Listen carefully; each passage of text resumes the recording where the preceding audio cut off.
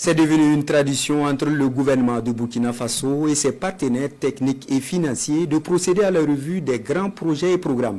Il s'agit pour l'État d'avoir une idée détaillée du chemin parcouru dans les investissements visant à améliorer les conditions de vie des populations. Les projets et programmes au Burkina Faso, c'est un investissement de 1521 milliards de francs CFA mobilisés dans 15 départements ministériels. Nongba Kouda, Jérôme Tendano. L'amélioration des conditions de vie des populations, une priorité pour le gouvernement burkinabé qui déroule une série de projets structurants. Plus de 200 milliards de francs CFA investis au premier semestre de 2024.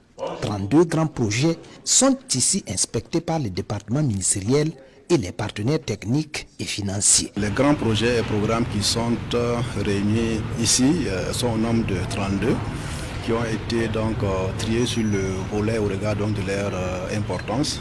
Ces 32 projets et programmes mobilisent à eux seuls 4 500 milliards, sont un instrument privilégié pour mettre en œuvre les grandes orientations en matière de développement économique et social. C'est une obligation pour tous les partenaires de Burkina Faso de continuer dans ce travail.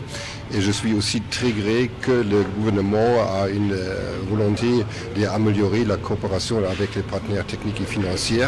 Nous avons ce dialogue comme aujourd'hui où nous pouvons discuter comment nous, les partenaires, peuvent améliorer notre contribution et aussi faire l'exécution des projets plus efficaces. Outre le défi sécuritaire, la délivrance des avis de non-objection est également identifiée comme l'un des goulots d'étranglement dans le processus de maturation des projets. Il est pertinent parce que nous sommes dans une dynamique avec l'orientation de son Excellence Monsieur le Premier ministre de trouver une solution par rapport à ces avis de non-objection. Nous avons eu des discussions techniques avec eux pour arrêter de façon consensuelle comment on pourrait travailler pour que les avis de non-objection ne constituent pas des facteurs bloquants dans la mise en œuvre des projets.